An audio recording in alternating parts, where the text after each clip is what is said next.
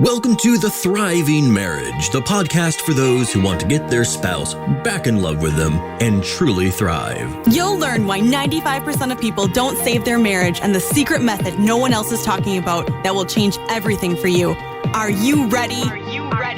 Let's turn tragedy to triumph. Here are your hosts, international marriage experts, Mark Johnston and Heather Choate. My name is Heather Choate, and I'm a co-owner and founder here of High Thrive Coaching. So welcome to the podcast. I know we have a lot of new friends here, and excited to join you guys today. So Mark is taking a little bit of a needed break, and it's been a while since I've been on. So I'm excited to connect with you guys again, and I'm really eager to share with you guys a live marriage Q&A today that we're going to be going into all of your marriage questions, your biggest marriage challenges, especially if your spouse is having an affair or they're checked out or they're wanting a divorce. We specialize in the dire situations, right? So before we get to that, I did want to share with you guys our client win of the day. And this is one that Courtney shared with me last week in our live masterclass. And she said, my husband has left the other woman and put his wedding rings back on. This has been the hardest but best thing I've ever done. If you're starting to doubt, trust the process. It is a process, but you will get there. So great job, Courtney. This is really, really awesome. I always love it when you kind of hit that mark and they say, I'm leaving the other person. I'm putting my wedding rings back on. I'm willing to work on this together. That is step 3 of our path process. And we know that there's step 4, so she's not quite done yet, but she's making great, great progress there. All right. Hey, Chad and everyone else joining me live here in the Thriving Marriage Facebook group. Excited to see you. All right. So I'm going to dive into some of the most common questions that I got when I asked our Thriving Marriage Facebook members, what are your marriage questions? And I want to preface this with a little bit of grace on my part, because there's only so much I can do with very limited information, right? And so if you're looking for more specific guidance concerning your marriage challenges and your marriage questions, then of course I encourage you to book a complimentary consultation with us at highthrivecoaching.com/apply. That way we can go deeper into your specific situation. And then of course in the coaching, we will get you solutions to exactly what you're going through. So that being said, I'm a little bit limited in how I can answer and how deep I can actually go, because each question is only like a paragraph or 2. And that's not enough information. And I never want to guide people incorrectly. So I'm going to give some general overviews that would apply based on the questions that I've been given. And if you guys have a question, if you're watching live, go ahead and put that in the chat. I got so many questions. No, I'm not going to be able to get to all of them, but I will do my best. All right.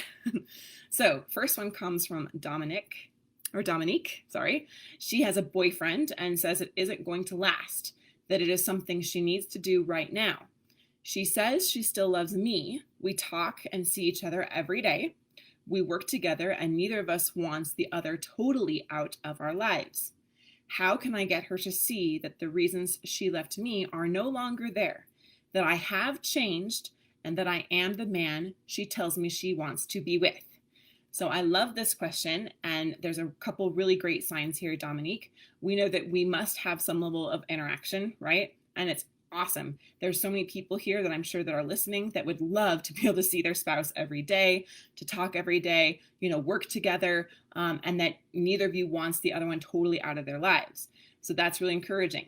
However, if you are in that situation where interaction is limited, you don't see each other very often, and your spouse says, I'm done, there's nothing you can do, I'm out, that is actually where most of our clients start. So you're not alone if you're feeling that and if you're in that kind of a situation. But what it's telling me about you, Dominique, is that there's some really incredible opportunities that you have to really optimize every single interaction together and make it the most effective possible. What we've discovered here we shared this on the podcast, but Mark and I, we've been working with tens of thousands of students, just like you guys, clients all over the world. And we discovered that there was one thing that we were missing that was a big reason why marriages were ending in divorce. And if we were missing it, so was everyone else. All right. And what we discovered is that we could help someone in your kind of situation, right? In all of our client situations, we would help them open up communication, get that communication to be really respectful, to build empathy, to build understanding, and start to restore some trust, right? And start to build a connection. And that connection would then become a deeper friendship, and you could talk about anything, and you have really a lot of compassion and understanding for each other, a lot of empathy. You even start to want to do things together because it's fun and you feel like friends. And then what would happen is that we would get people to this point and the couple would be able to connect like this. But then the person that wanted out or was having an affair would all of a sudden say, this is great. I'm glad we have this understanding. I'm glad we have this connection because it's going to be so nice when we co-parent the kids when the divorce goes through. And we would be baffled, like, how could we help our clients get so much progress? And our clients would be like, how could I come this far? And then she still wants a divorce. And so we realized we were missing something. And if we were missing it, so was everyone else. So I say it's something insane because really no one else is talking about it. But we designed the entire path process around the idea that is like this, right? Making positive changes alone is not enough because 99% of the time, in fact, I'd say 100% of the time, because I've never talked to anyone who didn't have this going on, is that our spouse has built up a story about us, right? They've built up a belief that is justifying their reasons in wanting out, their reasons for leaving, right? And so that can look like so many different things. And in fact, here in the Q&A, I see all these different reasons why your spouse says they want out. I love you, but I'm not in love with you. I'm in love with someone else. You just don't change. Or I see that you're changing, but the change is just temporary. And if I come back to you, it'll go back to the way that it was, right? I don't want to be hurt again. I'm done. Maybe it's better for the kids, etc. Right? So we hear all these different stories and these beliefs about us. And what we've discovered is that we must remove those beliefs, those feelings that they have about us, the story that they've created over the past weeks, months, sometimes years about us. We must remove that story or they won't come back. So what you're asking here is really awesome because you're wanting to know, how do I get her to see that the reasons she left me are no longer there? Like, I've made these changes, right? You said that I have changed and that I am the man she tells me she wants to be with. So making positive change alone is not enough. What we must do, and what we always do here with our clients in the path process, is first we start with the root assessment, okay? The root assessment is where we uncover, we diagnose like a doctor, a specialist, exactly what the root issues are that are causing her to believe this about you, okay? Because the symptom there is the story. I want out. So she's saying Dominique doesn't support me emotionally, or Dominique doesn't do this for me, or Dominique doesn't give me attention, or Dominique doesn't value me, or something, right? I'm just giving some examples because, of course, I'd have to do this with you. We'd have to do it with you to uncover exactly what it is, right?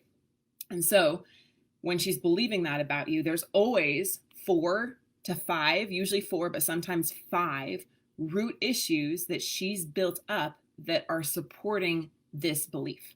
Whether it's true or not actually is irrelevant because it's true for her. And as long as she continues to believe that, our beliefs are so strong and we create them to protect us from pain, right? So it's a defense mechanism. And as long as she's holding on to that, she's going to continue to feel like she needs it to protect her from pain, to protect her from some kind of unpleasantness, right? So we must systematically go in and remove all of those beliefs or she's not going to come back. So instead of the symptom is, I believe this about you, and so I'm just going to fix this symptom on a surface level, I'm just going to start to make these positive changes. Here's what most people do. Like, we get into a lot of action, or we kind of run around like a chicken with our head cut off because we don't know what to do, right? I've been there. I know what that's like. And I talk to so many people, right? And so you're not alone, but it's not effective. And so the worst thing you could do at this stage is assume that you know what to do to fix these problems. Assume that making all these positive changes are going to be enough. Because oftentimes what we hear is you need to work on yourself, right? That's the old model. Work on yourself, improve yourself. And I get where that's coming from because we need to focus on what we can control.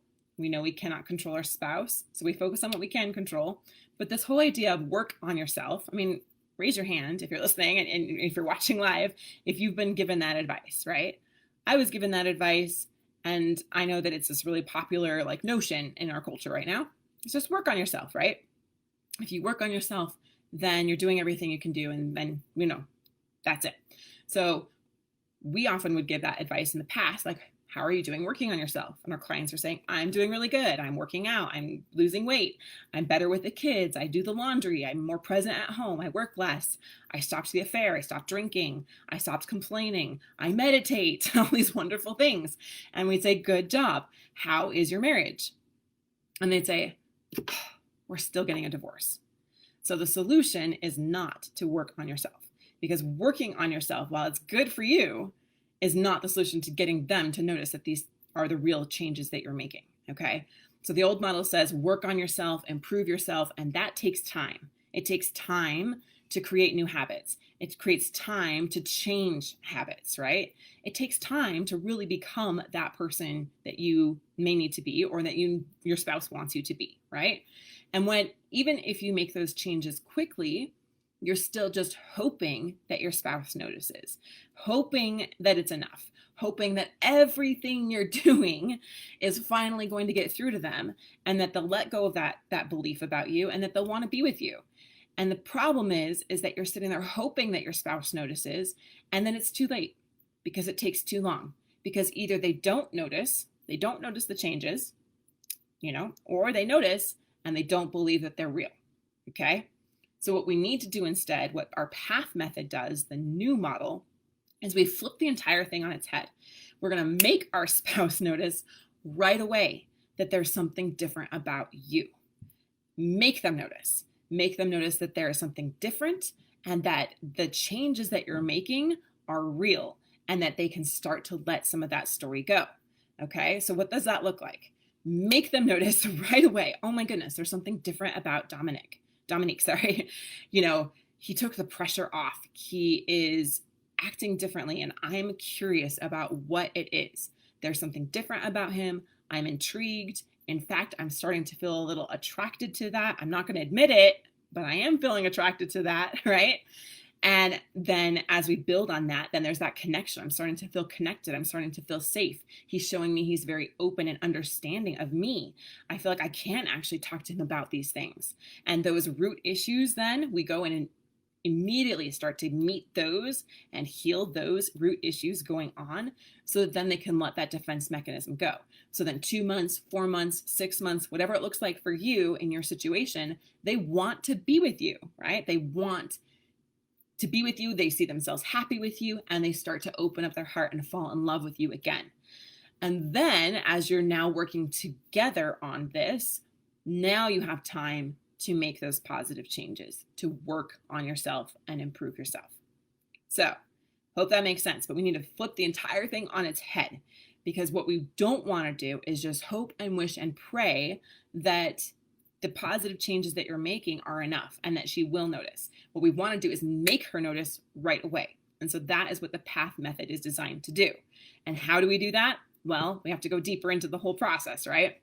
We do that root assessment so we know what needs to be changed, instead of guessing or assuming that we know it needs to be changed, right? And how do we do that? We do that with an expert that knows how to diagnose the full situation. So many people get into the mistake of thinking, I'll just go to my general doctor, right? I'll just go to a therapist. Now, when I had cancer and I noticed a lump in my breast, right? If I had gone to a general doctor, would that have worked out well? Right? If I had assumed that I could fix it myself, I'm like, oh no, I've got this. I know what I need to do. I could just do these things, and I've got this cancer lump, so I'm just going to do surgery on myself, and I'm just going to cut it out. I'm just going to get rid of it. Would that have fixed the problem? No. So what we need to do is go to experts that know how to accurately diagnose a situation and prescribe the right solution for us, the right treatment plan, right? So that's where we need to start. And then when we know it needs to be changed, then we make her notice right away that there's something different about you. And I'll go in probably deeper into that in one of these other questions, but that is the process in a nutshell. If you're unfamiliar with the PATH process, I really encourage you to check out one of our masterclasses and encourage you to listen to some of the other podcasts that go over the entire process. But it's important that even in this answer here, that you have that foundation of what needs to happen. So that then as you're working on making those changes at a root level, she'll see, wow, Dominique has changed. Wow, he does now meet my need. Insert whatever it is. He meets my need for significance. He meets my need for giving me attention. He meets my need for emotional connection. He meets my need sexually. He meets my need, for physical touch, right? Whatever those core needs are in the root level that she feels like you aren't doing at this time, which is why she needs to go to a boyfriend, even though she knows it isn't going to last, right? There's something going on there. There's a reason why she's doing that. But when you start to meet those needs and she says, oh, wow, Dominique is the man for me, and there is no one else. And I have eyes only for him. I have a heart only for him. I am madly, deeply, truly in love with Dominique, and I crave him and I want to be with him forever. And you have the happy, thriving marriage, okay? And then it isn't just showing her with words or actions that you are the man that she wants to be with. She actually sees that herself, that we just turn on the flip, like we switch the flip, and now she is being pulled toward you. So what you don't want to do, this is an important preface here, right? What we don't want to do is we don't want to push her, because every time you try to push her, she's only going to push her further away. And anytime you act out of fear, desperation, pleading, begging, that does not feel safe. Even if you think you're doing the right things, like bringing her flowers, going on dates, sending her 15 text messages a day, if you're still doing it from a state of fear, she will sense it. And it will not feel safe to her. So she will pull further away. So what we don't want to do is push her further away. We want to pull her towards you. And we'll go into how to do that, right? You pull her towards you by taking the pressure off and by increasing understanding, showing her that that you are a safe space. Right now, she's doing a bit of, this back and forth. Sometimes they call it the teeter-totter effect, right? I want to be with you, but I've got this boyfriend. I need to do this right now with this other man, all these things, right? I still love you. I want to have you in my life, right? But she's not fully seeing that these changes that you're making are working and that they're what she wants, right? And so you're going to continue in this cat and mouse game, right? So imagine that you're the cat and she's the mouse, right? Kind of like in dating, you're pursuing her, she's running away, except now it's a lot less fun than when you were dating, right? The stakes are a lot higher and it's not very fun. I agree. So you're the cat, she's the mouse, you're pursuing her, she's running away. And all of a sudden what you do when you take the pressure off, you take a big step back and you say, you know what? I'm actually okay no matter what happens. I'm okay whether this marriage stays together or not.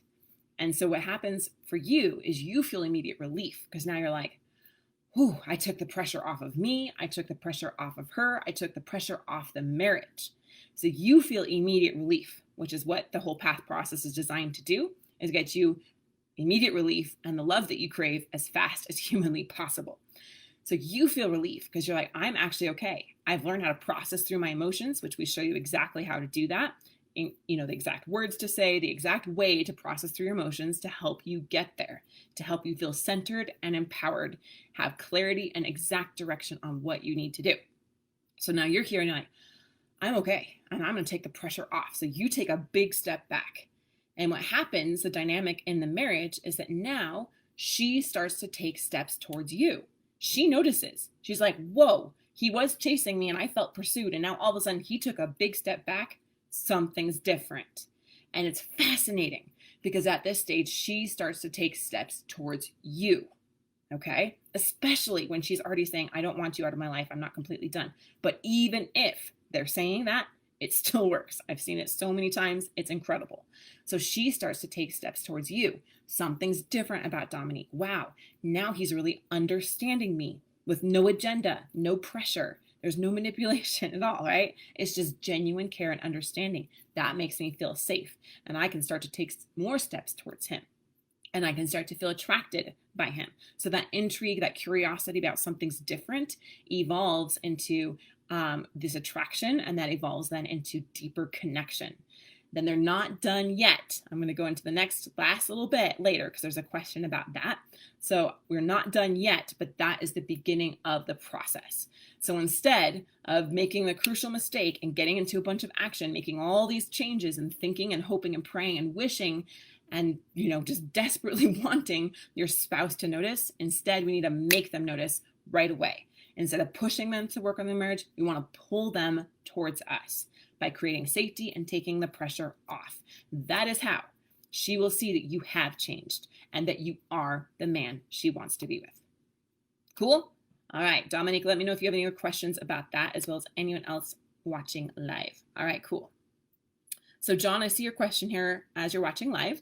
Thanks for joining me. Let me know, actually that's more of a situation, so let me know if you have a question. And Dana, I see yours too. I'll try to get to that one in a minute.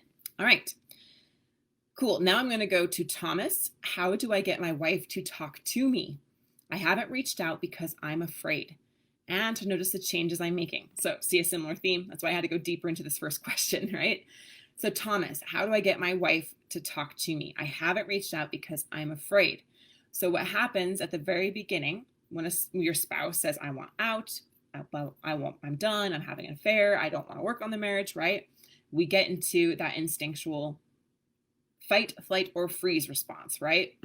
So we either start trying to demand that they work on the marriage. We start trying to manipulate them to work on the marriage. We start begging and pleading them to work on the marriage, acting out of desperation. And sometimes we freeze, the fight, flight, or freeze response. You said, I haven't reached out because I'm afraid. And so we end up doing nothing, or we end up trying to pull back because we want to protect ourselves. But what happens is your spouse pulls further away. They slip further away from you, okay? Because you aren't filling in anything that would draw them to you, right? Inaction is just as bad as really ineffective action because it's just going to lead to them wanting to leave, right? So how do I get my wife to talk to me? So the first thing, again, we need to do that root assessment. It's crucial you don't skip that step. If you do, you're left guessing, right? You want her as well to notice the changes that you're making. So it's vital that you fully diagnose the situation and you get the right prescription for you in your exact situation, okay? Then that goes to step 2, which answers your question a little more specifically. How do I get my wife to talk to me? So remember that there's going to be some things that are ineffective, including doing nothing. I haven't reached out because I'm afraid. So I honor you and I recognize that there's fear there. But inaction is only going to lead to really bad results for you that you don't want. Agreed? So how do I get my wife to talk to me? First thing is you have to take pressure off, right? I just talked about that. Take the pressure off of you, take the pressure off of her, take the pressure off the marriage, and get to a place where I'm okay no matter what. And I feel like when we get into a lot of fear and freezing, when we're in freezing mode especially, it's really important that you step into empowerment and that you step into a sense of calmness about the situation. And we teach you how to do that. It's not something that we're taught. We aren't taught how to handle these things. We aren't taught how to open up communication. We aren't taught what to do when they say I'm done, right? When they're giving you the silent treatment, when they won't open up. We're not taught that. We're not taught what to do when we are in so much fear you don't know how to process things. We aren't taught what to do when you're in so much fear that then you lash out. We're not taught what to do when you're in so much anger that then you create a lot of manipulation or whatever happens, right? So we need to learn these things. And that's what we help you do. We teach emotional processing techniques that only take literally 3 seconds or less because we have to have them in the moment. It's not like we have hours of meditation we can do to get to a Zen place to then handle our lives. Although I love meditation, but we need instant things that we can do to turn that around. What happens when you're in fear mode, Thomas, is that you're activating your limbic system. That's the fight, flight, or freeze response. And then you literally turn off most of the blood flow to the reasoning part of your brain. So what we want to do is shift that. We get out of the instinctual response and help you to get to a calm, centered, and fully reasoning part of yourself, okay? And then from there, we'll show you exactly what to say, what to text her, how to get her to open up. Anyone who's ever had our conversation starters training, you know how powerful that is. Those are exactly like word by word, exactly what you can tell to her, say to her, what you can text her, what you can do in front of her to make her notice that you're changing and make her notice that she feels safe to open up and communicate with you about some of these things. Okay. So handling that fear monster is going to be really, really important. And not only will you feel incredibly centered and incredibly empowered, but she will notice the differences as well. All right. So going through that you definitely need to pay attention to step 2. In the entire path process, I just want to give like a high level overview here, right? We take you exactly where you are and we go through different checkpoints. We say, is there communication? Yes or no? Yes, there is, but it's surface level. Okay, go here. No, there is no communication because there's too much fear. There's too much resistance. Maybe there's not a lot of opportunity to interact. Okay, we know what we need to do. We need to optimize every single opportunity that you have to communicate so it's the most effective possible. And that will then increase future opportunities to communicate and connect and then go to the next stage. So we take you through these different checkpoints, right? And we say, okay, now we've got communication open. Now we need to make it, shift it from negative communication to neutral communication. And so here's how we're going to do that. And then now we've got neutral communication. Is there trust? Yes or no? Yes, there is trust. We need to go further into building connection. No, there isn't trust. Okay, cool. Now we're going to go here and start to, to rebuild some of that trust day by day, baby step by baby step. So as we go with you through this process, we make sure that you pass every single checkpoint in order because these problems must be solved in order. Okay. All right, let's go to Sarah's question. We are in some final stages of separation. Of course, I'm stalling as much as I can. There is an affair happening. I haven't given up yet. I've registered for PATH and had my first call this morning, one-on-one call. My coach is amazing, by the way. She said, what are some signs that I will notice that he's starting to pay attention?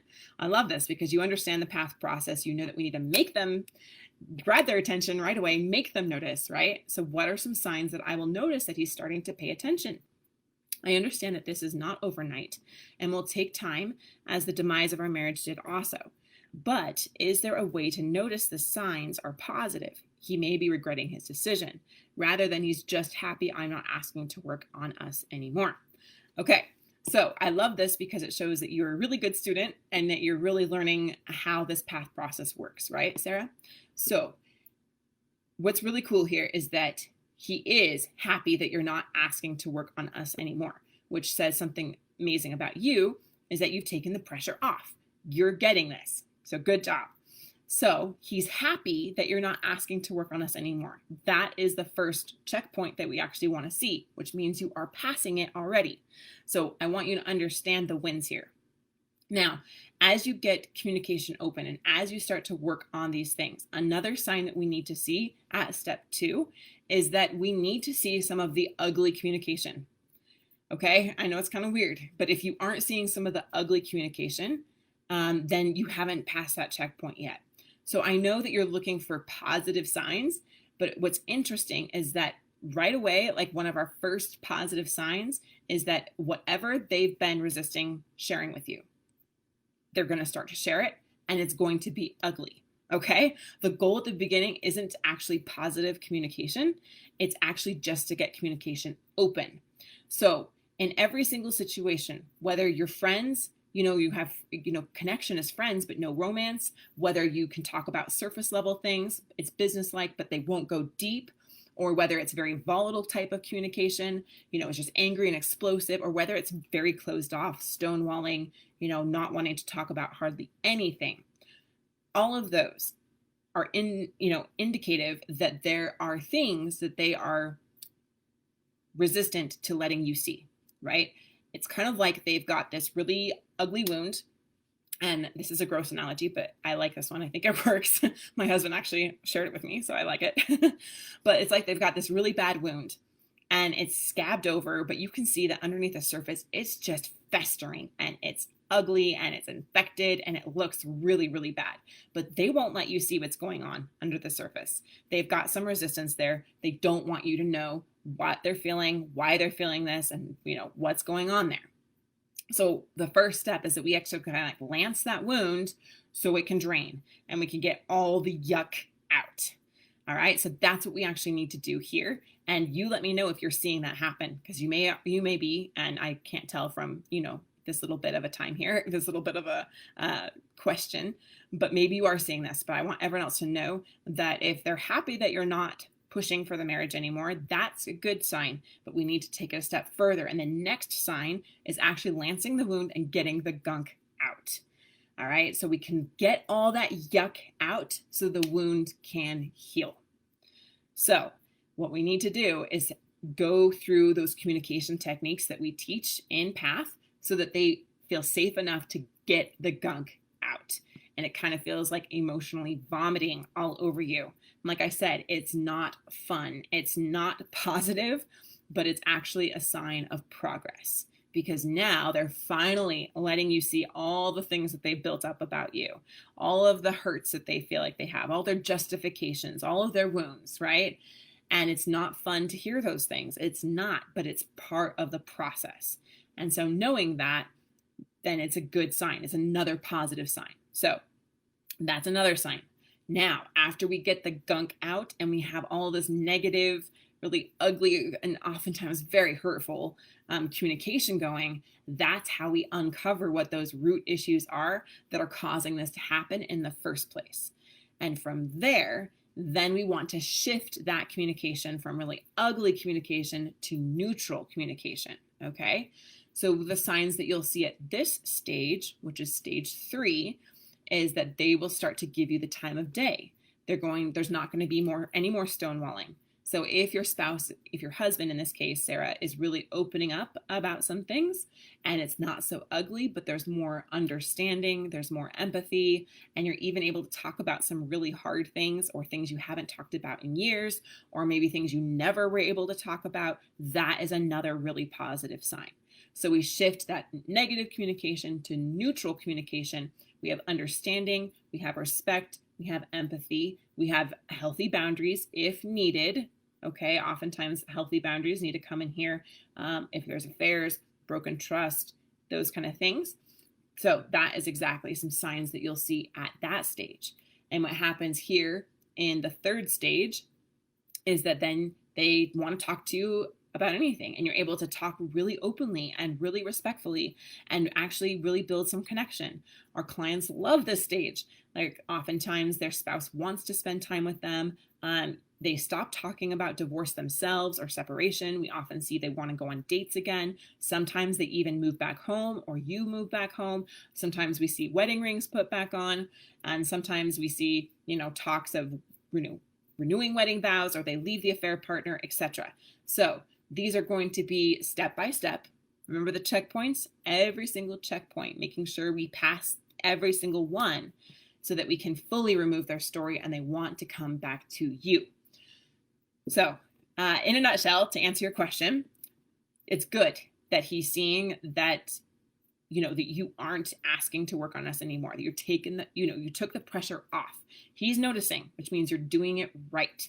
So good job. All right. So he's like, oh my goodness, wow, there's something different about Sarah. I'm so relieved she's no longer pushing for this. Right.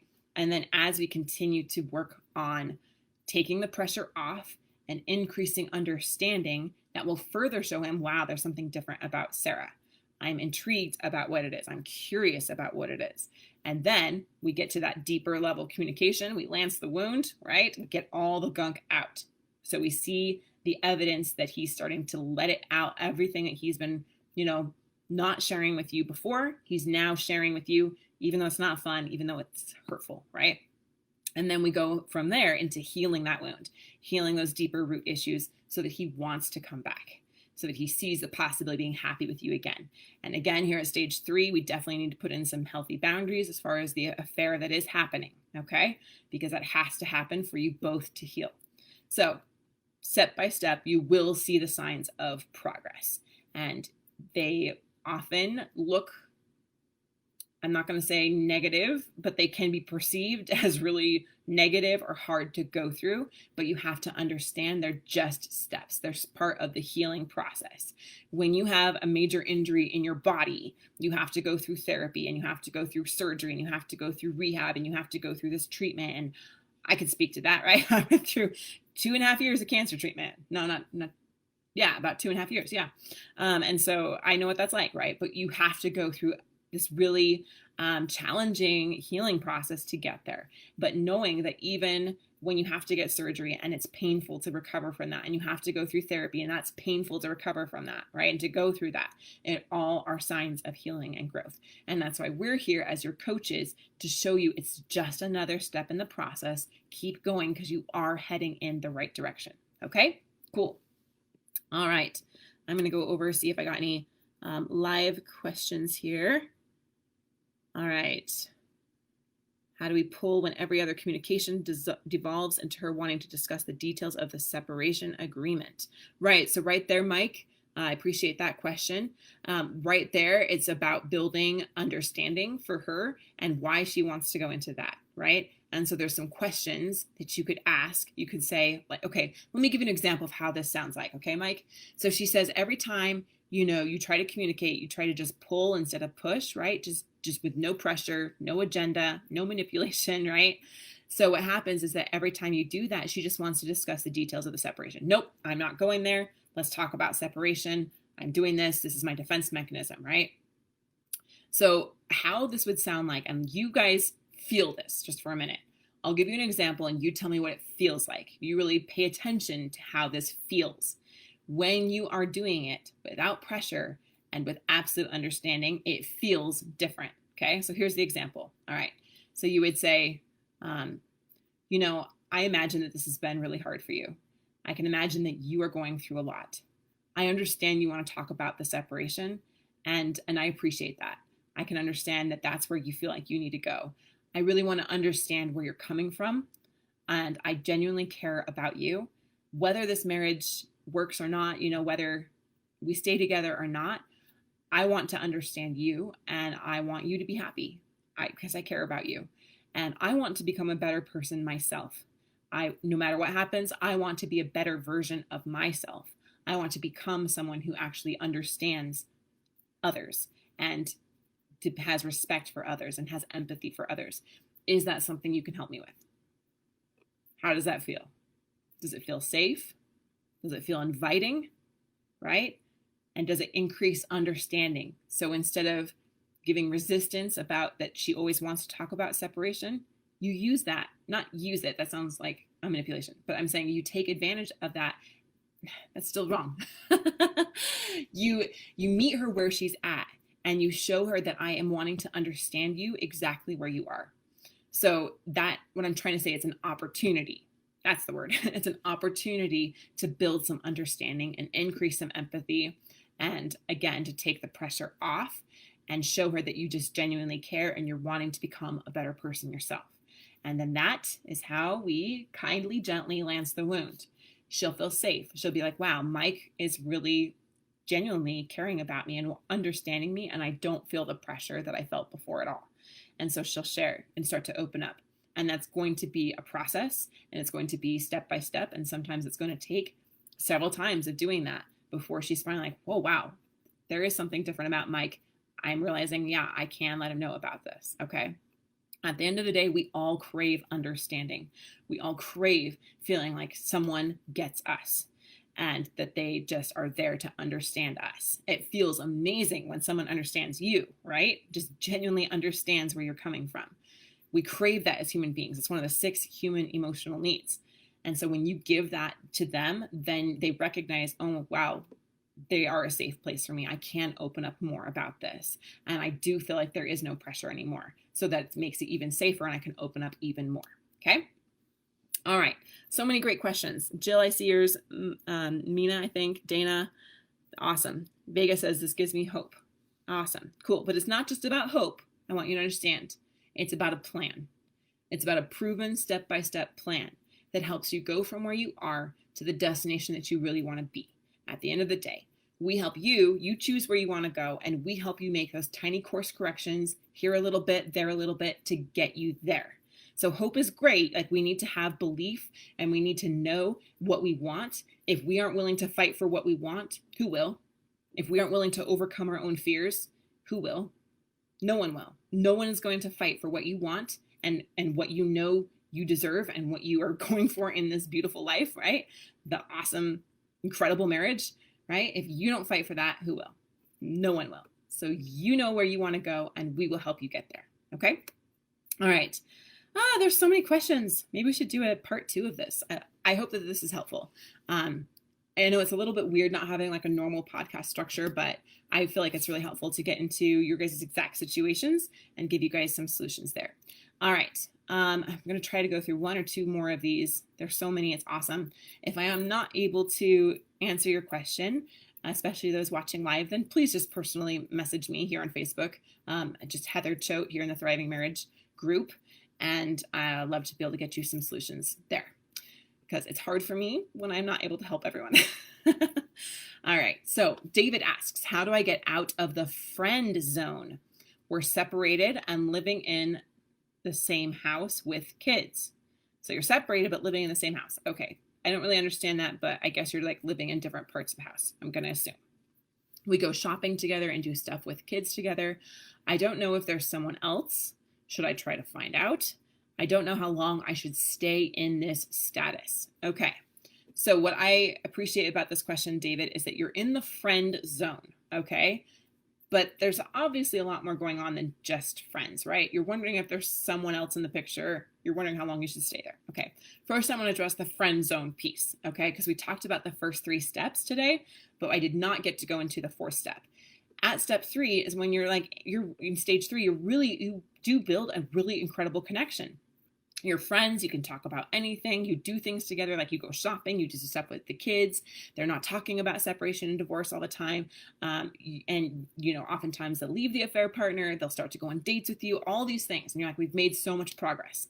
When you're in the friend zone and you have connection and you have respect even, and you're working to build understanding and empathy, I feel like that's probably needed still here in this situation. David, I feel like you're not quite at stage 3, but you're showing some signs of stage 3. So you haven't crossed all those checkpoints. So again, we need to work with you and uncover exactly which ones have been missed.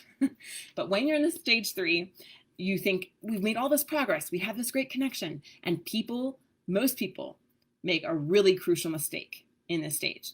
And they think that they're done.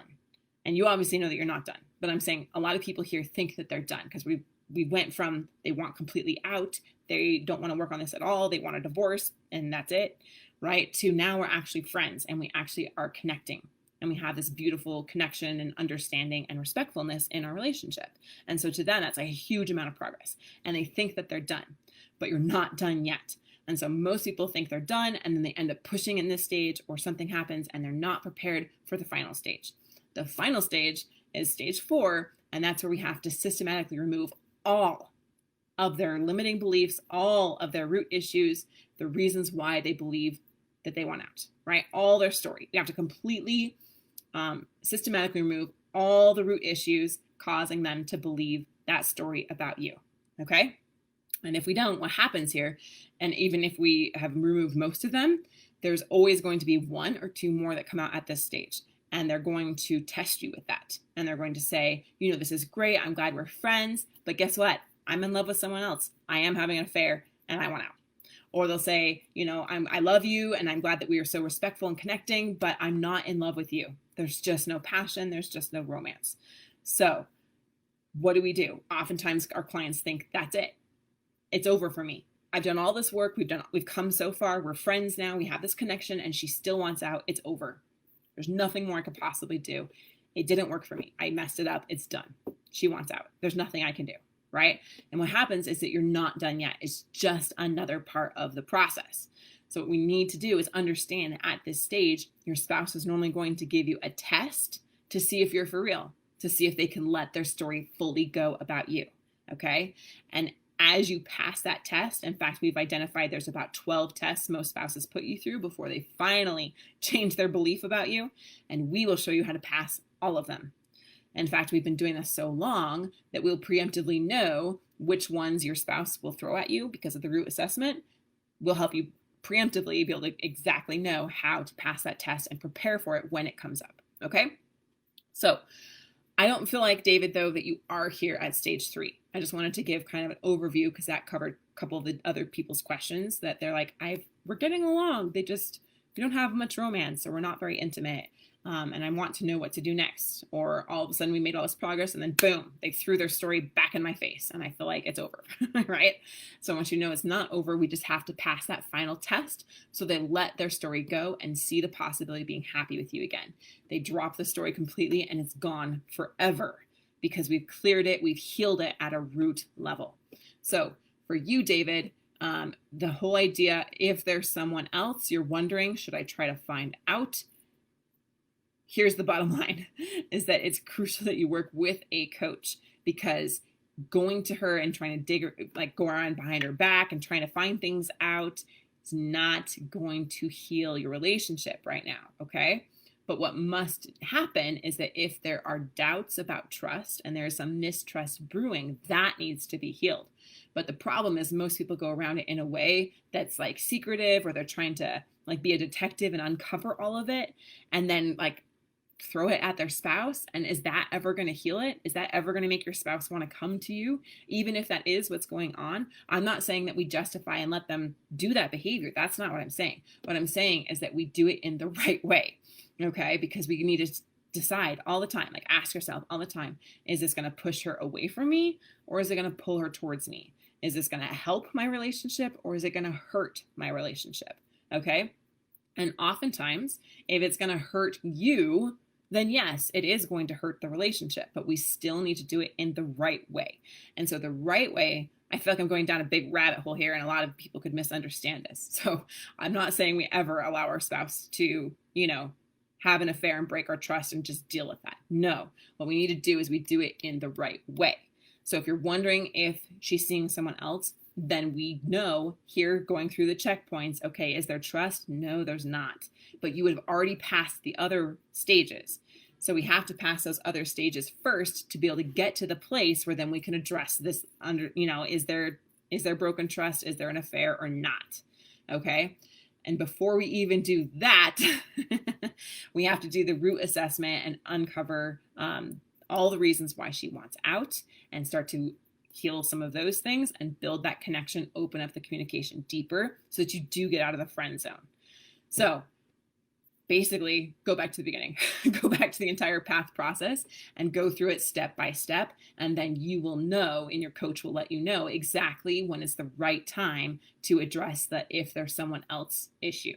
Okay, so that you do it in a way that actually heals the marriage, actually increases understanding, increases the connection instead of hurts it. It will be painful for both sides, especially if that is happening, but we can do it in a way that is actually going to heal those things instead of backfire and make them worse and backfire and cause more and more pain and backfire and actually not build the respect and the healthy boundaries and all of those things that need to happen for the relationship to fully heal.